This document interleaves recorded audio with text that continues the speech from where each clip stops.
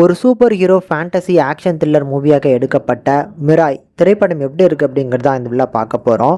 இந்த திரைப்படத்தை தேட்டரில் மிஸ் பண்ணியிருந்தீங்க அப்படின்னா மறக்காமல் இப்போ ஓடிடிக்கு வந்துருச்சு, செக் அவுட் பண்ணி பாருங்கள். ஜியோ ஹாட்ஸ்டாரில் இருக்குது. படம் தமிழ் டப்பிங்லேயுமே அவைலபிளாக இருக்குது.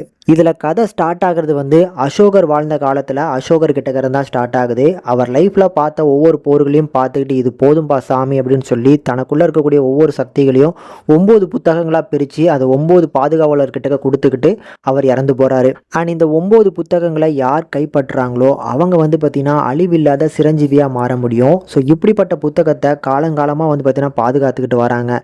ஸோ யாராலையுமே கைப்பற்ற முடியல. ஆனால் கரண்டில் வந்து பார்த்தீங்கன்னா இந்த புத்தகத்தை கைப்பற்றக்கூடிய சக்திகளோட வந்து பார்த்தீங்கன்னா ஒவ்வொரு புத்தகங்களை அந்த வில்லன் வந்து பார்த்தீங்கன்னா கைப்பற்றிட்டு வரான்.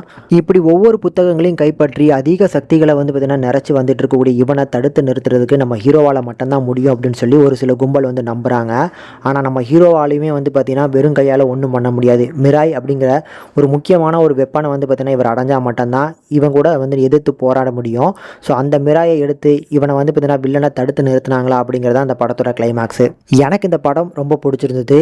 ஆக்சுவலி வந்து பார்த்தீங்கன்னா இந்த படத்தில் நடிச்சக்கூடிய தேஜ், ஸோ அவரோட ஹனுமான் படம் வந்து பார்த்தீங்கன்னா எனக்கு ரொம்ப பிடிச்சிருந்தது. ஸோ அதே மாதிரியான ஒரு சூப்பர் ஹீரோ கான்செப்டில் வரக்கூடிய படம் அப்படிங்கிறதுனால நம்பி இந்த படத்தை நான் தேட்டர்லேயே பார்த்தேன்.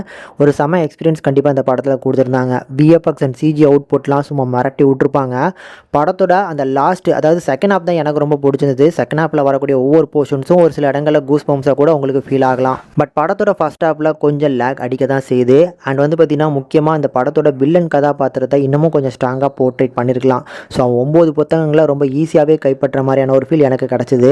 பட் இது எல்லாத்தையுமே செகண்ட் ஹாஃப் கண்டிப்பாக மேக்கப் பண்ணிடுது. செகண்ட் ஹாஃபில் வரக்கூடிய ஒவ்வொரு போர்ஷன்ஸும் கண்டிப்பாக வந்து பார்த்தீங்கன்னா உங்களோட மூடே மாற்றிடும். ஸோ அதில் வந்து அந்த மிராய் வெப்பனை அடையக்கூடிய அந்த போர்ஷனாக இருக்கட்டும், அதுக்கப்புறம் கிளைமேக்ஸில் வரக்கூடிய போர்ஷன் சொல்லி எல்லாமே வந்து பார்த்தீங்கன்னா சூப்பராக அமைச்சு கொடுத்துருப்பாங்க. கண்டிப்பாக பார்க்கக்கூடிய ஒரு மஸ்ட் வாட்சபிள். கண்டிப்பாக ட்ரை பண்ணி பாருங்கள்.